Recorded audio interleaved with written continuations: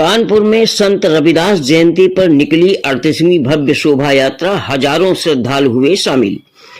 विजयनगर से केंद्रीय मेला तक गूंजा समता समानता का संदेश। रविदास जयंती पर ऐतिहासिक शोभा यात्रा मानवता, भाईचारे और सामाजिक सौहार्द की मिसाल बनी संत रविदास जयंती शोभा यात्रा। नमस्कार, आप देख रहे हैं उपदेश टाइम्स न्यूज। मैं हूं के द्विवेदी। कानपुर में संत रविदास जयंती के अवसर पर परंपरागत रूप से 38वीं भव्य शोभा यात्रा का आयोजन बड़े ही श्रद्धा और उत्साह के साथ किया गया। संत रविदास जयंती समारोह समिति विजयनगर के तत्वावधान में आयोजित इस शोभा यात्रा में हजारों श्रद्धालु, सामाजिक कार्यकर्ता और गणमान्य नागरिक शामिल हुए। शोभा यात्रा महात्मा गांधी इंटर कॉलेज विजयनगर से दोपहर 1 बजे प्रारंभ होकर विजयनगर शास्त्री नगर के प्रमुख मार्गों से गुजरती हुई संत रविदास आश्रम, ईदगाह, मेला और नाना राव पार्क, फूलबाग स्थित केंद्रीय मेला में पहुंचकर संपन्न हुई। नगर स्थित भारत रत्न बाबा साहब डॉक्टर भीमराव अंबेडकर की प्रतिमा पर श्रद्धा सुमन अर्पित किए गए। शोभा यात्रा का मुख्य आकर्षण रही 7 दिव्य झांकियां, जिनमें तथागत भगवान बुद्ध, संत रविदास, मीराबाई, महात्मा ज्योतिबाई फुले व माता सावित्रीबाई फुले, छत्रपति साहू जी महाराज, वीरांगना झलकारी बाई और सम्राट अशोक महान के जीवन व विचारों का जीवंत चित्रण किया गया। मार्ग में जगह जगह लोगों ने पुष्प वर्षा कर यात्रा का स्वागत किया। कई स्थानों पर स्वागत शिविर लगाए गए, जहां श्रद्धालुओं को मिश्री और प्रसाद वितरित किया गया। कार्यक्रम के दौरान आयोजित विचार गोष्ठी को संबोधित करते हुए मुख्य अतिथि अरविंदर सिंह लाड ने कहा कि संत गुरु रविदास जी ने पूरी जिंदगी समाज में समता, समानता, न्याय और भाईचारे का संदेश दिया। वहीं मुख्य वक्ता गौतम कुमार अंबेडकर ने कहा कि गुरु रविदास जी का जीवन दर्शन आज भी सामाजिक समानता की प्रेरणा देता है।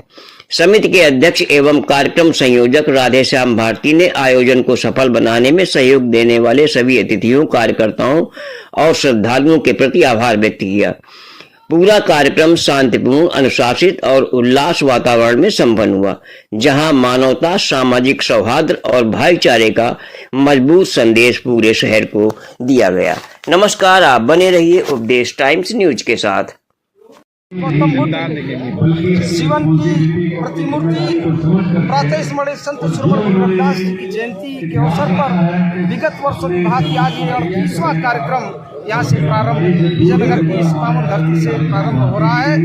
इस कार्यक्रम में बहुजन समाज में जन्मे संतों, गुरुओं, महापुरुषों के अमर संदेशों से सुसज्जित लगभग 7 विभिन्न मनोरम आकर्षक सामाजिक झांकियां प्रस्तुत हैं आप सब लोगों के बीच में।